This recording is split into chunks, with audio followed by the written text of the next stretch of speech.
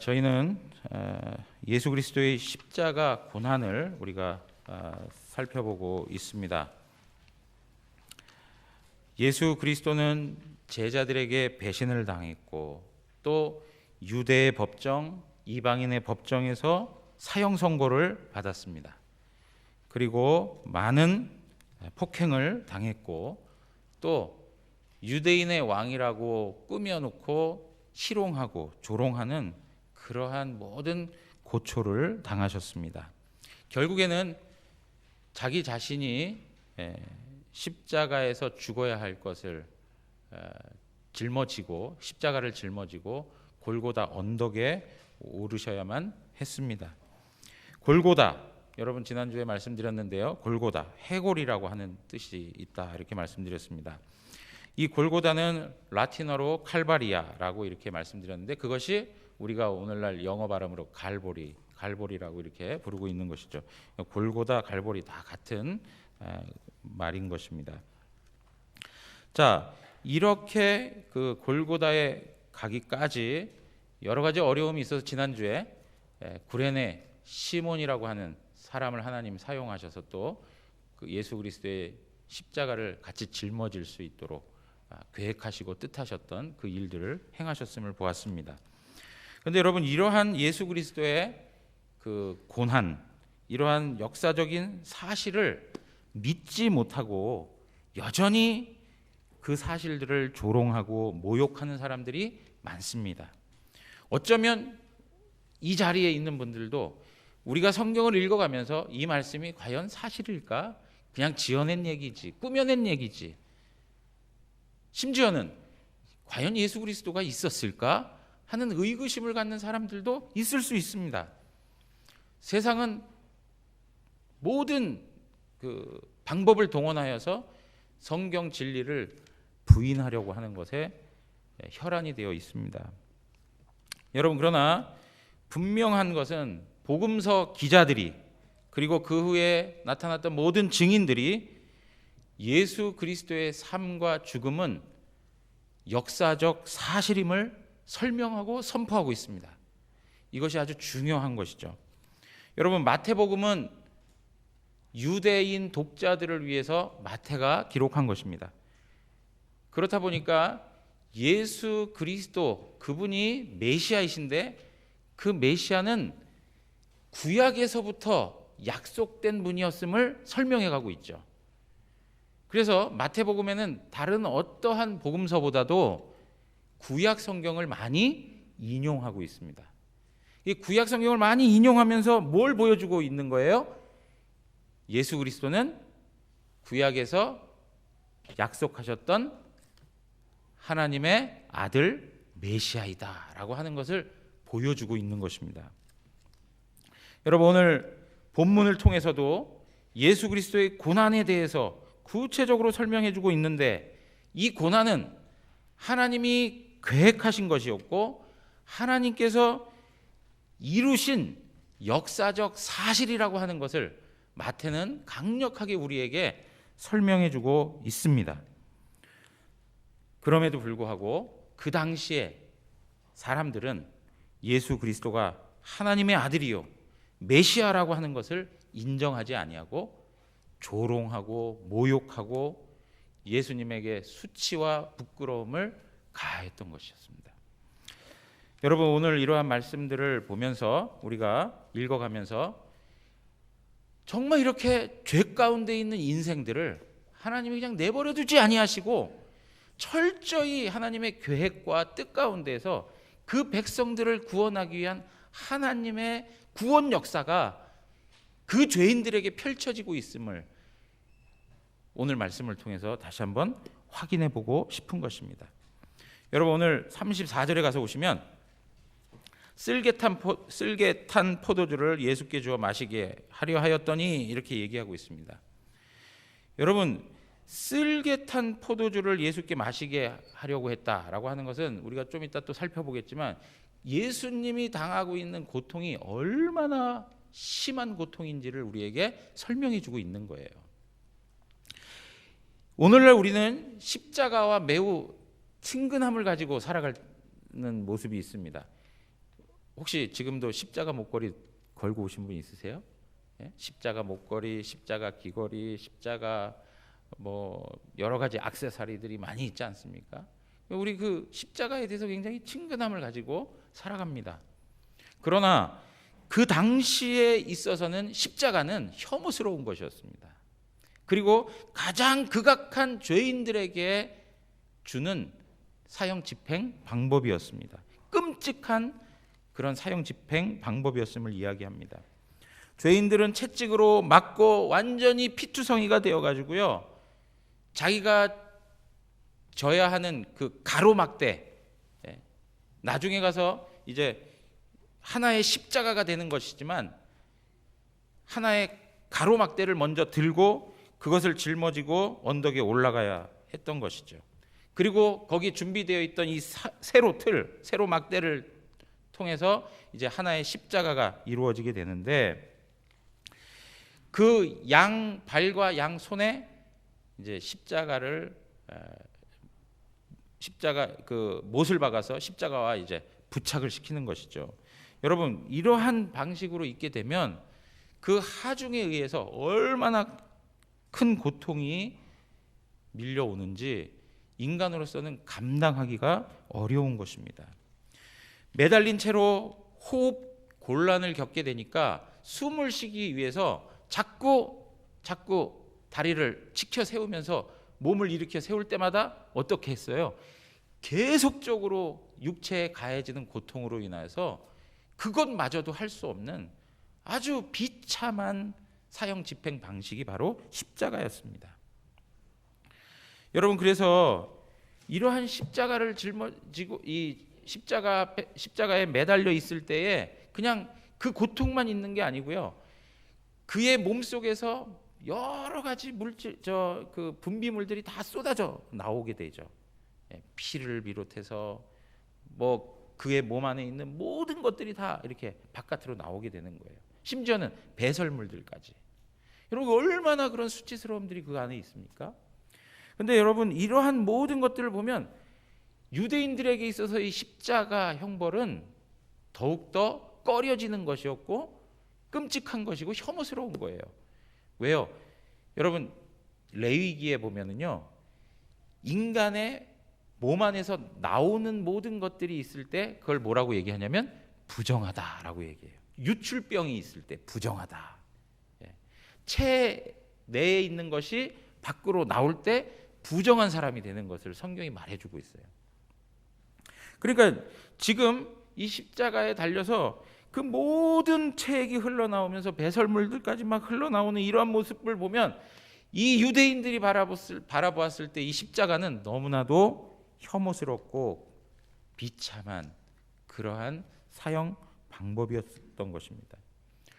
결국에는 호흡 곤란으로 질식사하는 사람들이 대부분이었다고 합니다. 어떤 사람은 3일에서 7일까지 그 고통을 계속적으로 견뎌내야 하는 그런 사람들이 있었다는 거죠.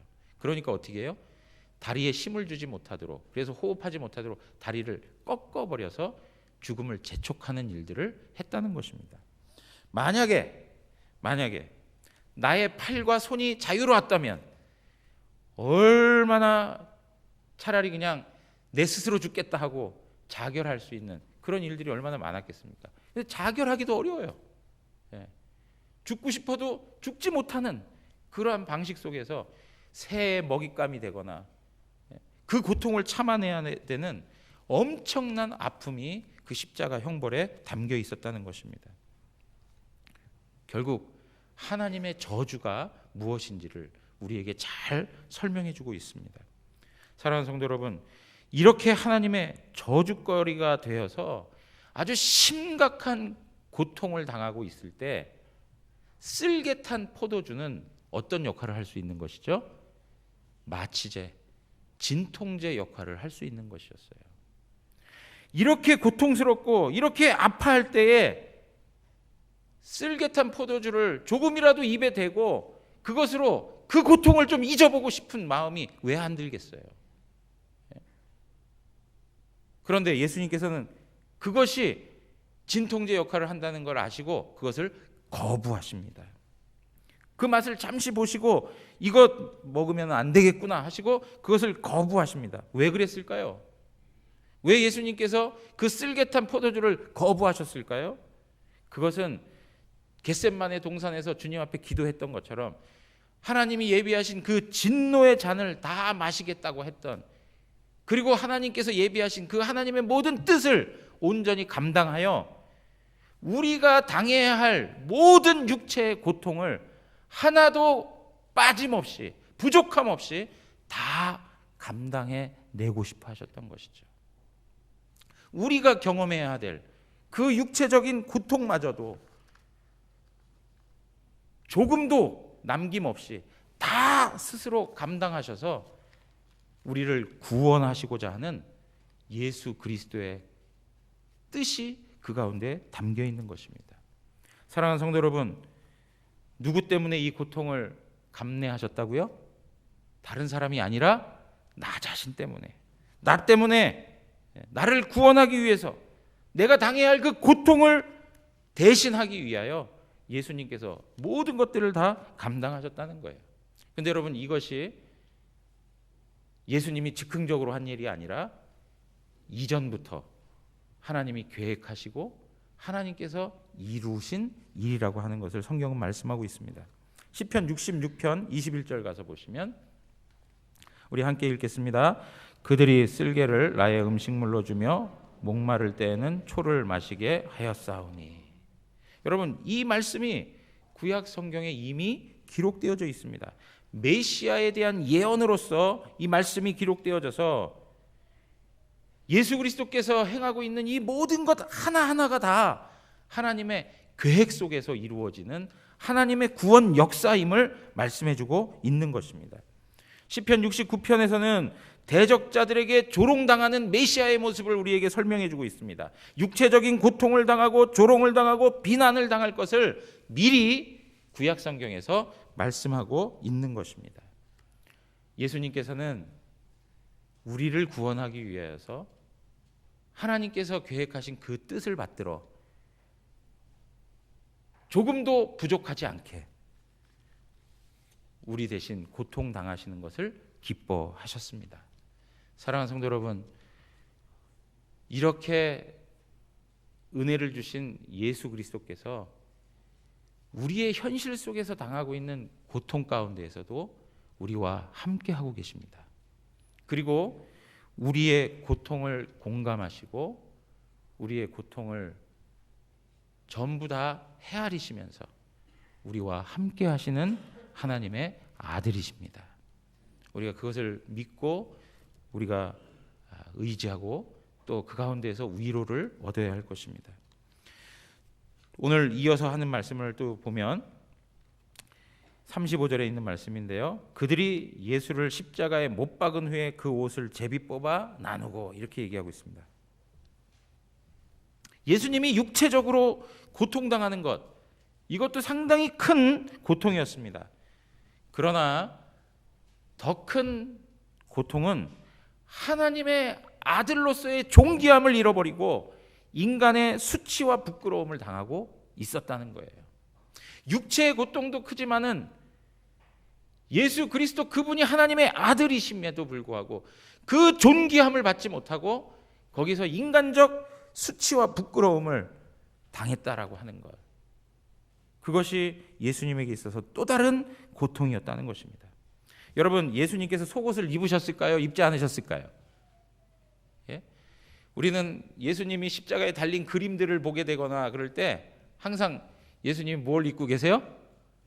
속옷을 입고 있는 것처럼 이렇게 나온단 말이에요.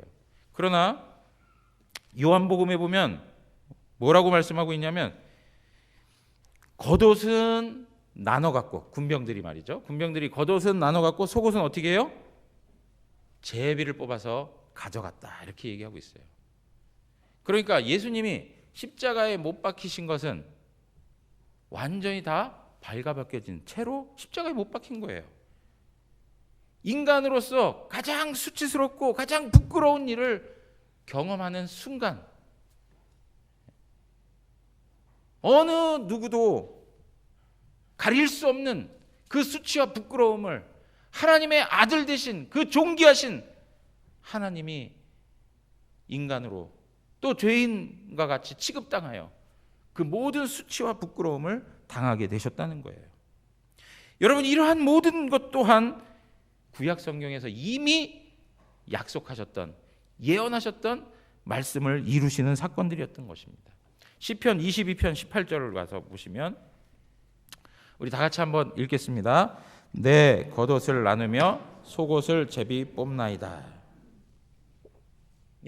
여러분, 구약에 있어서, 특별히 시편에 있어서 메시아 예언시가 여러 개 등장을 하는데 가장 대표적인 것이 어떤 시죠? 시편 22편이에요.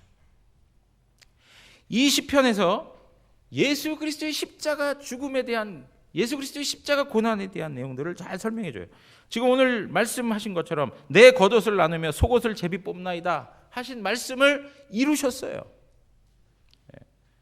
그래서 예수님께서 메시아로서 고통과 수치와 부끄러움을 당하는 것, 이것은 예수님이 즉흥적으로 그렇게 당하게 되신 것이 아니라 하나님의 구원 역사를 이루기 위해서 하나님이 미리 계획하신 일들을 예수 그리스도께서 순종해 가셨던 거라는 거예요. 히브리서 12장 2절 말씀을 보면 믿음의 주요 또 온전케 하시는 이인 예수를 바라보자. 그는 그 앞에 있는 기쁨을 위하여 십자가를 참으사 부끄러움을 개의치 아니하시더니 하나님 보좌 우편에 앉으셨느니라. 여러분, 여기 뭐라고 얘기하고 있습니까? 십자가를 참으사 부끄러움을 개의치 아니하셨다라고 얘기해요. 인간적으로 수치와 부끄러움이 예수님에게 주어졌습니다. 그러나 예수님께서 그것을 다 감당하셨다라고 얘기해요. 왜 예수님께서 이 수치와 부끄러움을 개의치 아니하시고 다 감당하셨을까요? 죄로 말미암아 나의 수치와 부끄러움이 있는데 그 나의 수치와 부끄러움을 대신 감당하기 위해서 예수님께서는 그 모든 수치와 부끄러움을 감내하셨던 것입니다. 예수님은 하나님의 아들로서의 지위를 다 잃어버리고 인간 이하의 취급을 받으시면서 우리가 경험해야 할 수치와 부끄러움을 제거하셨다는 것이죠. 사랑하는 성도 여러분, 예수님께서 행하신 일들이 그냥 의미 없이 진행된 일들이 아니라 우리를 위한 철저한 하나님의 사랑에 기인하고 있다는 것을 우리는 확인하셔야 됩니다. 두 번째는 뭐냐면 이 일들을 통해서 기쁨을 얻을 수 있기 때문에 그렇다는 거예요. 오늘 히브리서 12장 2절 말씀 보면 그는 그 앞에 있는 기쁨을 위하여 그래요. 그 기쁨을 얻기 위해서 부끄러움을 개의치 아니하시고 감당하셨다라고 얘기합니다. 그런데 여러분, 이 기쁨은 예수님에게만 주어지는 기쁨이 아니고 예수 그리스도 안에 있는 모든 자들에게 주시는 기쁨이에요. 예수님께서 십자가에 못 박혀 죽으시기 전에 제자들에게 그런 말씀하세요. 요한복음 16장 20절에 보면 너희가 근심하였으나 너희의 근심이 도리어 기쁨이 되리라. 너희의 근심이 오히려 뭐가 된다고요? 기쁨이 될 것이다. 그렇게 얘기해요. 22절에 가서 보면 너희는 근심하나 내가 다시 너희를 보리니 너희 마음이 기쁠 것이요 너희 기쁨을 빼앗을 자가 없으리라. 그렇게 얘기해요. 그러니까 여러분, 예수 그리스도께서 십자가에서 이 모든 수치와 부끄러움을 감당해 내셨을 때 예수 그리스도만 기쁨을 얻는 게 아니고 예수 그리스도 안에 있는 모든 자들까지 기쁨을 얻게 될 것이고 그 기쁨을 어느 누구도 빼앗을 수 없다라고 이야기하고 있어요. 그리고 예수님께서 요한복음 17장에 기도하시는 가운데 이런 표현을 하고 있습니다. 내 기쁨을 그들 안에 충만히 가지게 하려 함이니. 그렇게 얘기해요. 예수님이 가지고 있는 그 기쁨을 하나님의 백성들에게 충만히 가지도록 하기 위해서 기도하시는 예수님의 모습을 볼 수 있어요. 사랑하는 성도 여러분, 신자가 이 땅에서 누릴 수 있는 복이 무엇인지 아십니까? 그것은 세상이 알지 못하는 기쁨을 누리며 살아간다는 거예요. 기쁨이 있다는 기쁨. 예수님의 수치와 부끄러움은 우리에게 기쁨을 주시기 위함인 거예요.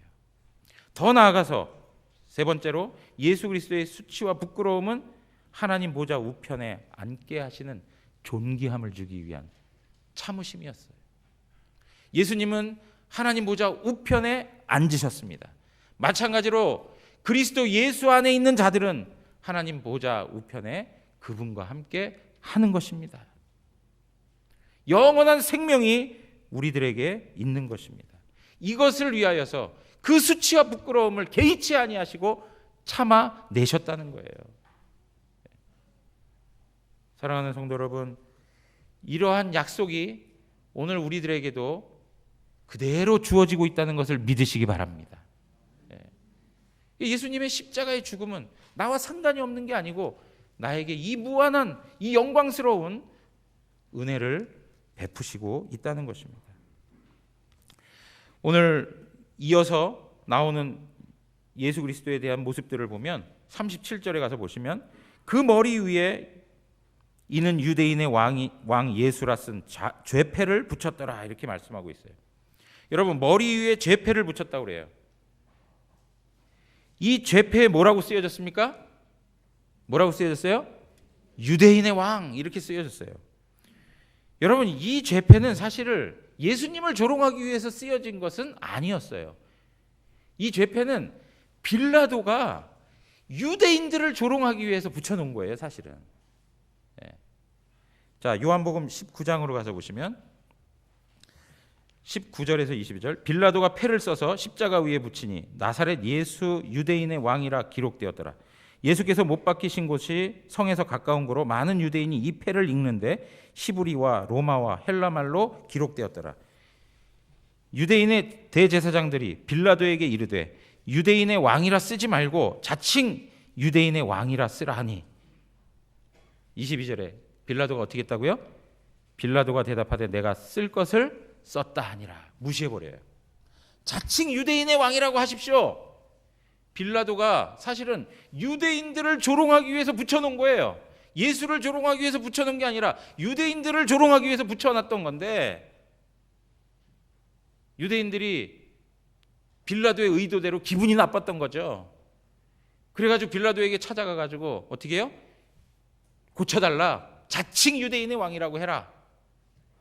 그러니까 빌라도가 그 말을 듣지 않았던 것이죠. 여러분, 이 죄패를 붙인 것도 결국에는 예수 그리스도를 조롱하기 위한 하나의 방식으로 우리에게 보여지고 있지만, 결국에는 하나님께서는 이러한 방식을 통해서 예수 그리스도가 누구이신가를 분명히 알려주시는 거예요. 정치 지도자들이라든가 이 유대인들은 이 모습을 악의적으로 사용했는지는 모르지만 하나님께서는 악을 선으로 바꾸셔서 예수 그리스도가 유대인의 왕 메시아임을 선포하고 있는 것입니다. 끊임없이 마태는 예수 그리스도가 철저하게 비참한 현실로 다가서는 모습에 있음에도 불구하고 끊임없이 놓치지 않는 것이 있는데, 그게 뭐냐면 예수 그리스도는 메시아라는 거예요. 예수 그리스도는 메시아. 이건 역시 하나님의 계획된 하나님의 일하심이었습니다. 예수 그리스도는 유대인의 왕이셨지만 유대인의 왕으로 대접을 받은 적이 없습니다. 그 존귀함을 받아 누린 적이 없습니다. 오히려 무엇으로 취급됐습니까? 왕이 아니라 범죄자로 취급됐습니다. 이사야 53장 12절 가서 한번 보겠습니다. 우리 한 목소리로 읽도록 하겠습니다. 그러므로 내가 그에게 존귀한 자와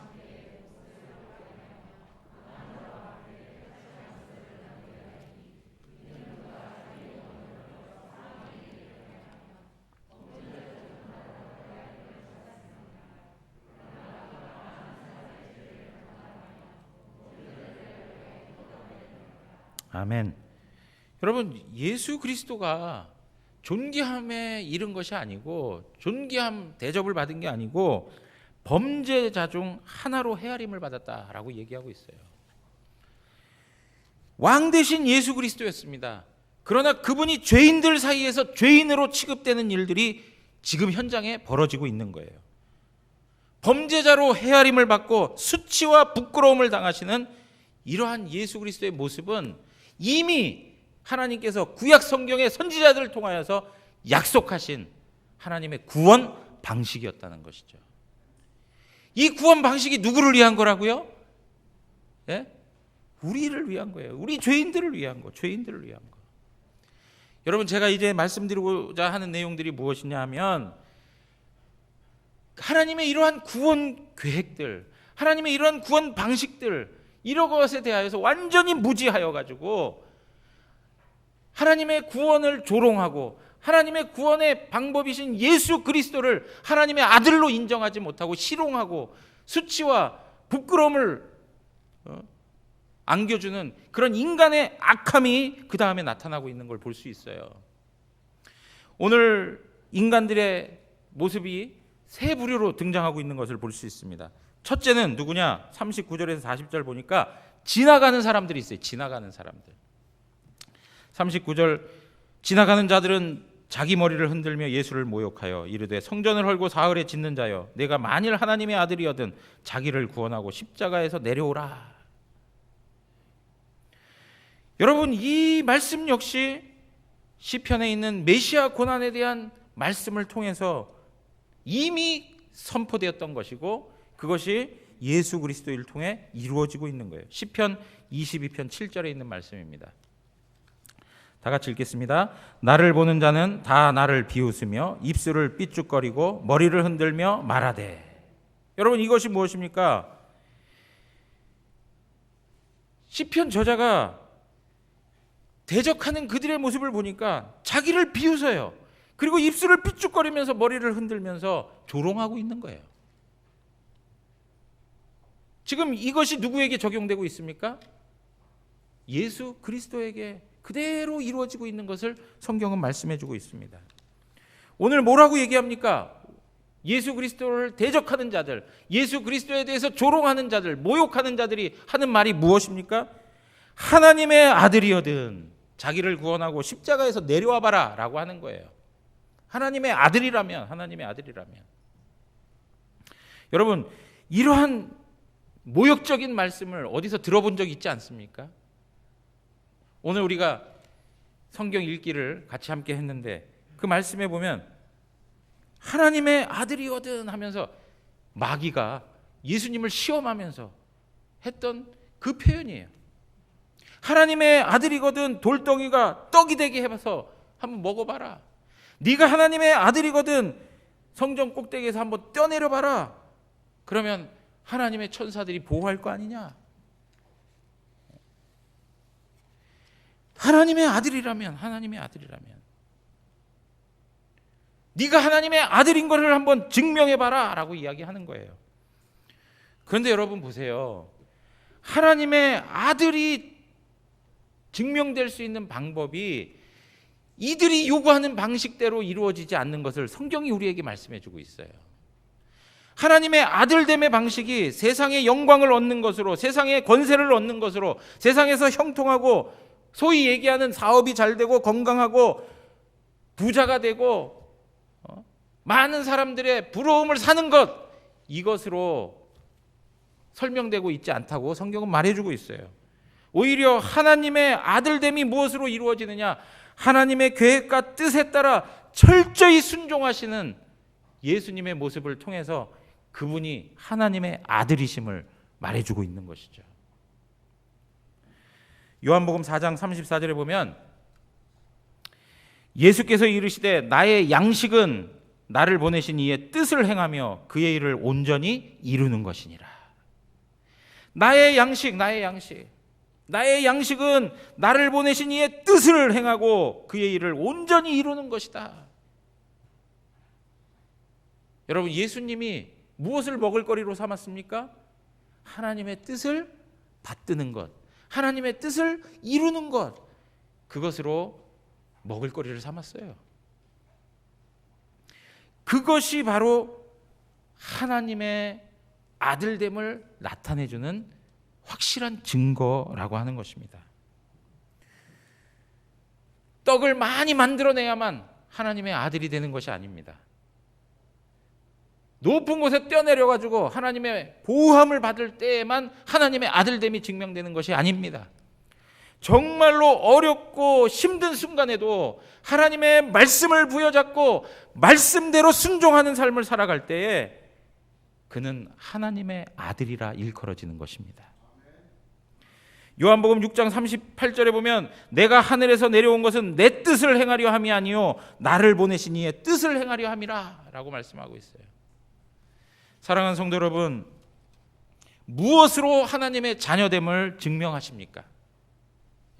무엇으로 하나님의 자녀됨을 증명해 주냐 이거예요. 세상 사람들이 지금 예수님 앞에서 지나가는 사람들의 조롱과 모욕처럼 우리들에게도 동일한 질문을 던질 때가 있어요. 동일한 이야기를 가십거리로 만들어서 이야기할 때가 있어요. 저 사람 도대체 하나님 믿는다고 하는데 하나님 믿는다는 게 우리와 무슨 차이가 있어? 저 사람 되어지는 일들을 보니까 불쌍하기 그지없구만. 저게 하나님 믿는 거야? 하나님 믿으면 저렇게 살지 않아야지. 저렇게 안 돼야지. 더 잘 되고 남들보다 더 힘을 얻고 권세를 누리고 자랑거리도 수없이 많이 가지고 사람들 앞에서 떵떵거리고 살아야지. 그래야 하나님의 아들이지. 어떻게 하나님의 아들이 저렇게 초라하고 저렇게 비참하고 저렇게 가난할 수가 있어? 세상 사람들이 똑같이 이야기하는 거 아닙니까? 사랑하는 성도 여러분, 그러한 모욕과 조롱 앞에서 무엇을 가지고 하나님 아들됨을, 하나님 자녀됨을 증명해 보이겠느냐는 거예요.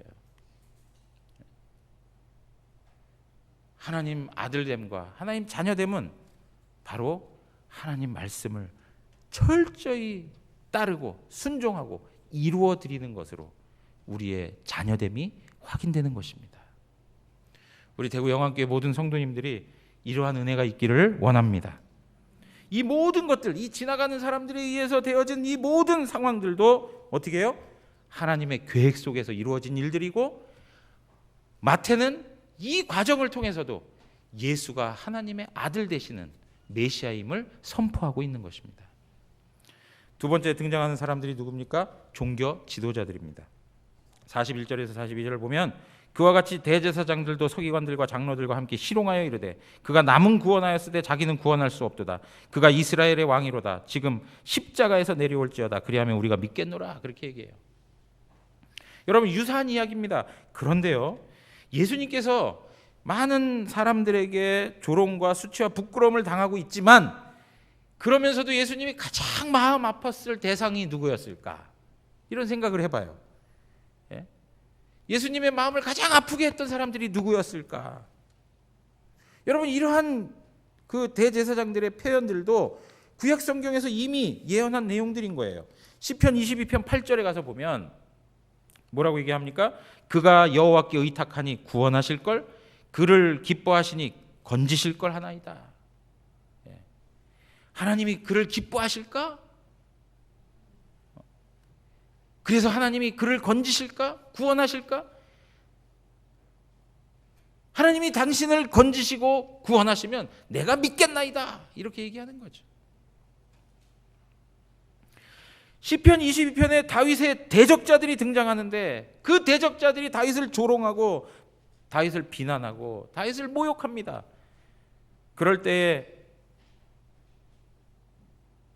이 다윗은 자기 자신에게 대한 문제로만 국한하지 아니하고 이것이 곧 누구의 문제로 설명하고 있습니까? 앞으로 오실 메시아가 당할 일로 설명하고 있는 거예요. 그러니까 예수 그리스도의 대적자들이 된 악한 사람들이 누구예요? 바로 종교 지도자들이었습니다. 종교 지도자들이 어떤 사람입니까? 종교 지도자들은 그야말로 영적인 사람들이었습니다. 그리고 하나님의 기뻐하시는 뜻이 무엇인지를 알고 그것을 백성들에게 가르치고 백성들을 영적으로 안내해줘야 하는 사람들이었습니다. 하나님이 무엇을 기뻐하시는지를 잘 알고 그것을 백성들에게 가르쳐서 백성들이 하나님의 기뻐하시는 뜻에 순종할 수 있도록 인도해 주는 사람들이 바로 종교 지도자들이었습니다.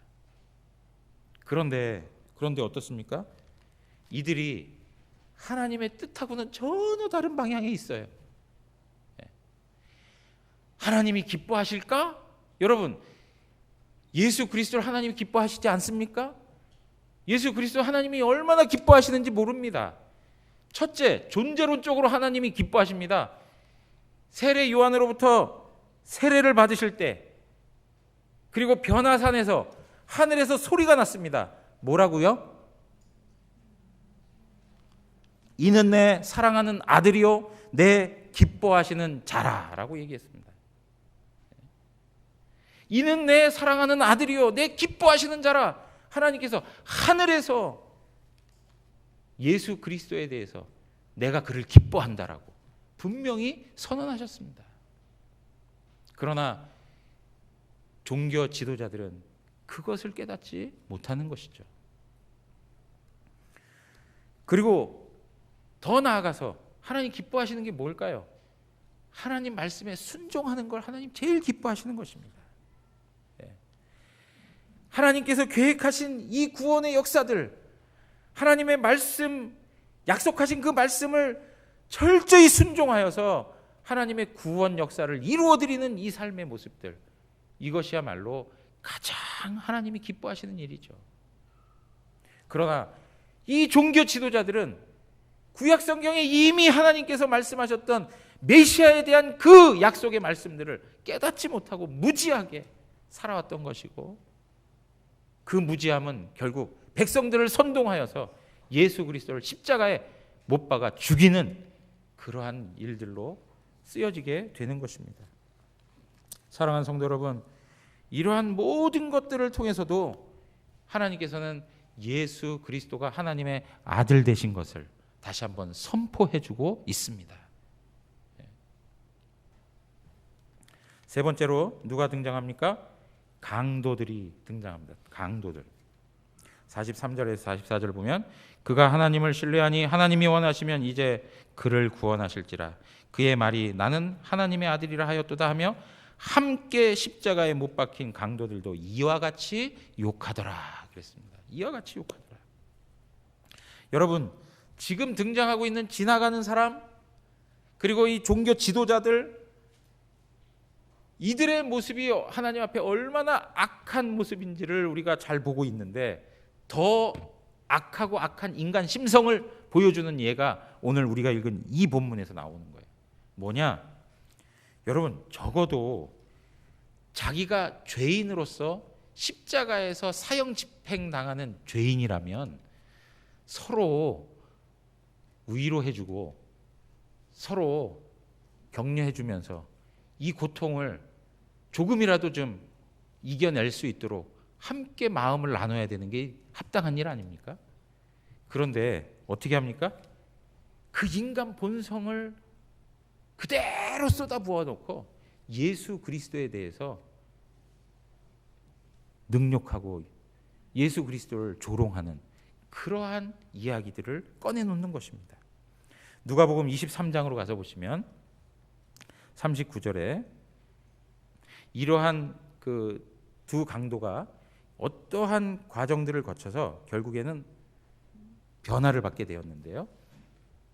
이렇게 얘기합니다. 39절에 달린 행악자 중 하나는 비방하여 이르되 내가 그리스도가 아니냐 너와 우리를 구원하라 하되, 40절에 하나는 그 사람을 꾸짖어 이르되 내가 동일한 정죄를 받고서도 하나님을 두려워하지 아니하느냐. 동일한 정죄를 받았는데도 어떻게 하나님을 두려워하지 않고 그 입을 놀려댈 수 있느냐, 뭐 이런 이야기인 거예요. 그러니까 여러분 보세요. 죄인이고 죄인으로 정말 십자가에서 죽는 그 현실 속에서도 자기 자신이 어떠한 존재인지를 깨닫지 못하고 그 입을 놀려대면서 다른 사람을 조롱하고 비난하는 인간 죄성이 거기에 나타나고 있는 걸 여러분 확인하셔야 돼요. 그런데 여러분, 이러한 내용이 이 사람만의 그 문제가 아니라 우리 안에 다 꿈틀꿈틀거리는 우리 인간 본성의 문제라는 거예요. 예? 똑같은 죄를 지어가면서 하나님 앞에 은혜를 구하는 처지에 있으면서도 얼마나 다른 사람에 대해서 정죄의 손가락을 나타내 보이면서 비난하고 욕하는 일들이 얼마나 많습니까? 가늠하다 현장에서 잡힌 그 여인을 세워놓고 죄 없는 자가 돌로 쳐라 그러면 조금도 생각 안 하고 그냥 돌로 칠 만한 그런 인간 악함이 우리 안에 있다는 거죠. 41절에 보니까 우리는 우리가 행한 일에 상당한 보응을 받는 것이니 이에 당연하거니와 이 사람이 행한 것은 옳지 않은 것이 없느니라. 42절에 이르되 예수여 당신의 나라에 임하실 때 나를 기억하소서 하니 예수께서 이르시되 내가 진실로 내게 이르노니 오늘 내가 나와 함께 낙원에 있으리라. 여러분, 한 사람은 그 강팍한 심령을 내려놓지 못하고 예수님을 끝까지 조롱했던 모습이 있는가 하면 이 한 사람은 하나님께서 은혜를 베푸셔서 그 마지막 순간에 그 영혼을 하나님의 나라로 인도하시는 그 모습을 우리에게 보여주고 있습니다. 여러분, 여기서 우리에게 주님께서 말씀하시는 바가 뭡니까? 우리 하나님의 은혜로우심은 이 마지막 순간까지라도 그 한 영혼이라도 하나님께로 인도하시고자 하는 그 마음이 있으심을 우리에게 설명해 주고 있는 것입니다. 얼마나 죄인들을 사랑하시는 마음이 가득한지를 우리에게 보여주고 있는 것입니다. 사랑하는 성도 여러분, 결론을 말씀드리면 우리는 예수님이 육체의 고통과 인간 이하의 수치와 부끄러움을 당하고 다양한 사람들의 조롱과 비난당하는 것을 보았습니다. 이러한 과정 속에서도 마태는 예수 그리스도는 구약에서 약속된 하나님의 아들 메시아임을 선포해주고 있습니다. 예수님은 하나님의 계획과 말씀대로 우리를 위하여, 사실 그렇게 조롱하고 비난하고 비방하고 욕하던 그 사람들과 다를 바 없는 우리를 위하여, 그리고 우리를 대신하여서 그 모든 고통과 수치와 부끄러움과 그 조롱을 다 감당하셨습니다. 그러나 인간 본성이 너무 악해가지고 여전히 우리는 하나님의 아들을 부인하고 예수 그리스도가 구주 되심을 인정하지 않습니다. 사랑하는 성도 여러분, 여기에 다양한 사람들이 등장하고 있는데 그 사람들의 삶의 조건이 어떠하든지 관계없이 모든 사람들은 다 예수 그리스도가 절실히 필요한 죄인입니다. 지나가는 사람들도 예수 그리스도가 필요하고 종교 지도자들도 예수 그리스도가 필요하고, 그리고 십자가의 죽음을 당하였던 강도들도 그 마지막 순간이라도 예수 그리스도가 필요했습니다. 오늘 이러한 모습이 우리에게 보여주고 있는 것은 여전히 우리들에게도 예수 그리스도가 필요하다는 것입니다. 사랑하는 성도 여러분, 우리는 예수 그리스도가 아니면 하나님의 심판대 앞에 서서 그 수치와 부끄러움을 당할 수밖에 없는 인생이었습니다. 그것을 피하기 위해서, 그리고 영원한 하나님의 나라를 누리기 위한다면 우리는 예수 그리스도가 하나님의 아들이시오 우리의 구세주 되심을 믿고 의지해야 할 것입니다. 이 일은 만들어낸 이야기도 아니고 신화도 아니고 이미 하나님께서 오래전부터 구약 성경의 선지자들을 통하여서 약속하셨던 진리인 것입니다. 하나님은 약속하셨던 대로 예수 그리스도를 우리를 위해 십자가에 고난당하게 하시고 우리의 모든 것들을 대신하여 그 모든 일들을 감당하게 하셨습니다. 이것은 진리이고 이것은 역사적인 사실입니다. 사랑하는 성도 여러분, 반드시 하나님께서 우리에게 약속하신 것은 이루시는 분이 하나님이십니다. 그러므로 앞으로 이루실 예수 그리스도의 재림도 반드시 이루실 것이고, 예수 그리스도의 재림을 통해서 우리에게 주시는 풍성한 하나님 나라의 복을 우리로 하여금 누리게 하실 줄 믿습니다. 그 하나님을 의지하시면서 오늘 이 하루도 하나님 앞에서 승리하는 우리가 되기를 주님의 이름으로 축원합니다. 다 같이 일어나겠습니다.